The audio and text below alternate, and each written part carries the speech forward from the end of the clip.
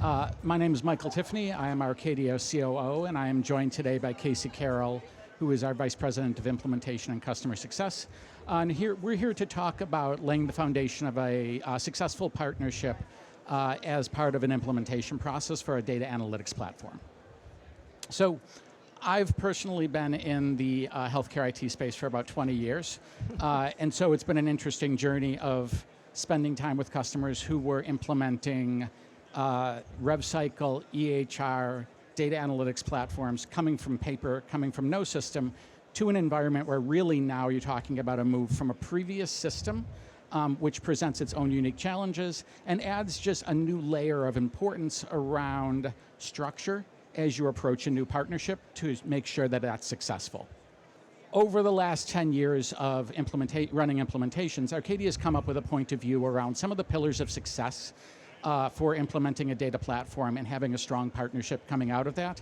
And while on the surface, these all may look fairly straightforward and common sense, the importance of putting all of these factors together to ensure that you are focused on that long-term partnership is incredibly important. So we'll spend a little bit of time walking through these, and then Kacey is going to drill down onto some of those and get into a little bit more detail as it relates to data analytics.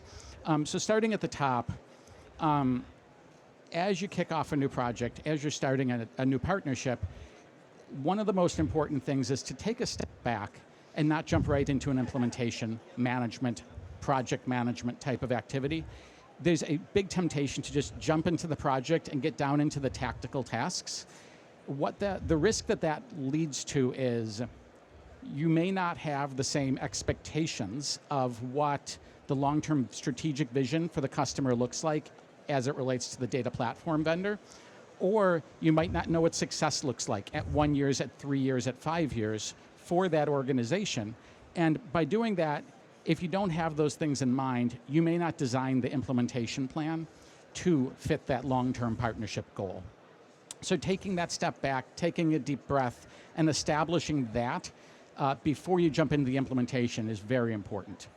Next level down, there'll be these two distinct groups, and initially you'll have this implementation governance partnership, and you'll have this implementation governance team. You'll have a separate team that is focused on partnership governance more long-term, and that may be a totally different set of individuals than the implementation team, making sure that you establish that partnership governance team at the beginning so that they are meeting throughout the implementation and that you're not holding off on launching that partnership governance until the project is live, because again, you can get into that misalignment of the expectations and the timing of an implementation if you're not running those both at the same time. Once you've got those things established, you can really get down to how do we want to roll out this implementation? And thinking through a planning perspective, what does the implementation rollout strategy look like? And why, as a customer, do you come to the implementation with that point of view? Is it because that's how you've done it before?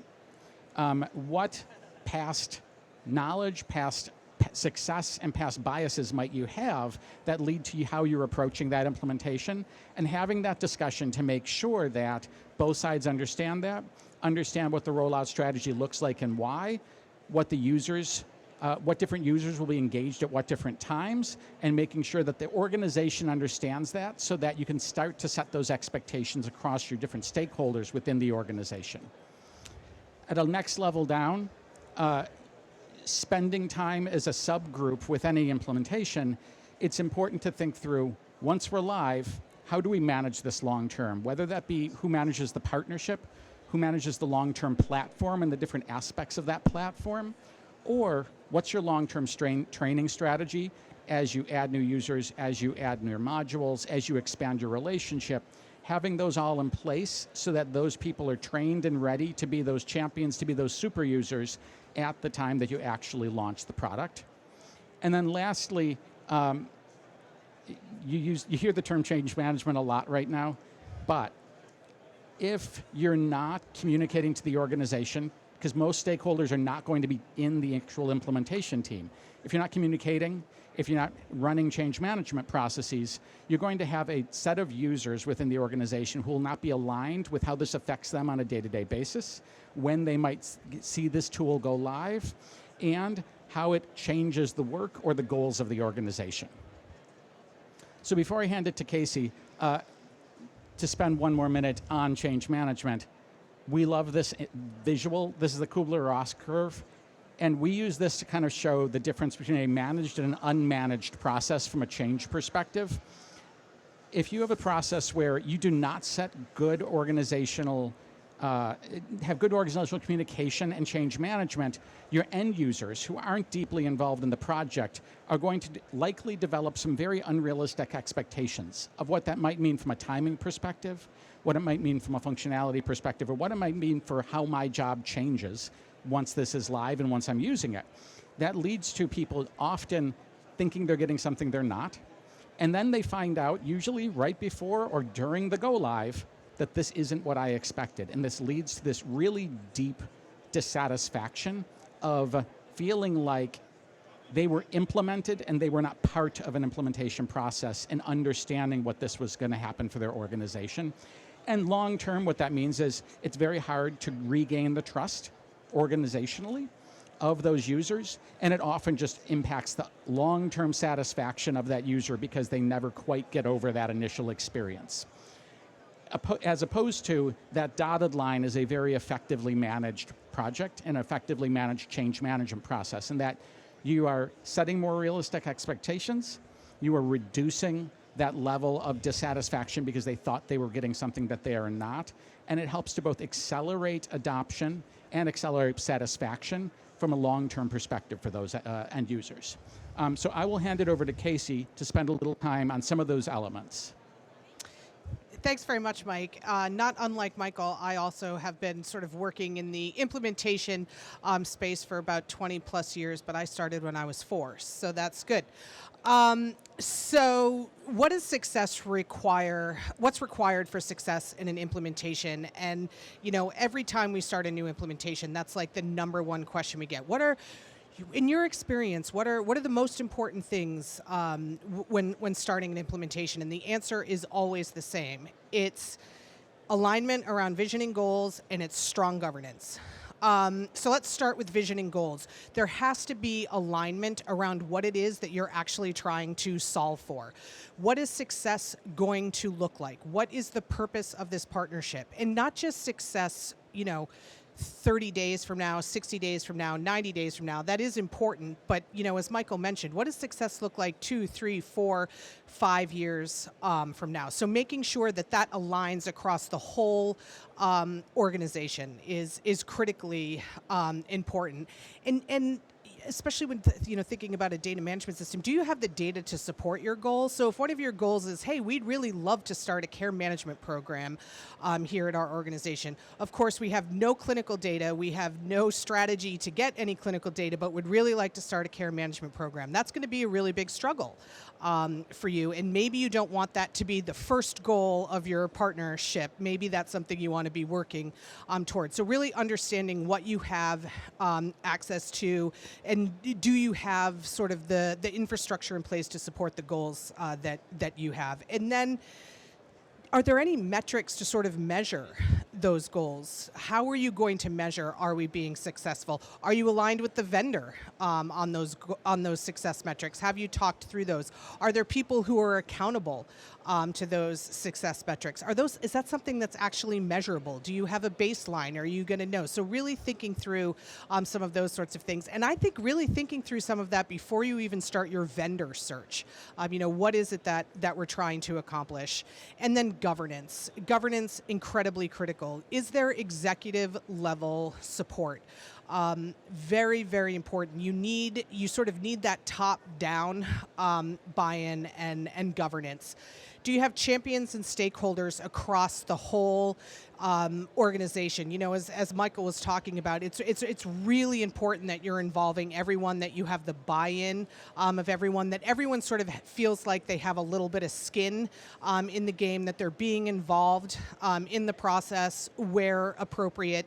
And you know, as Mike mentioned, it's not just like, hey, here's this great thing, have at it. You know, kind of a thing.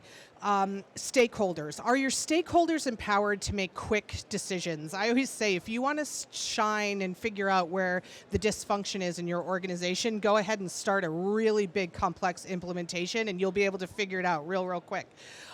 You know, so making sure that you've empowered those stakeholders to make some decisions, make those decisions quickly. If they need to sort of start circulating and getting buy-in, do they have a mechanism in which to do that? Because, you know, one of the things that will derail an implementation real quick is sort of not being able to make decisions, having to make every decision by committee. It's like, oh, well, we've got to get the approval of 35 people before we can say, yes, turn that configuration on.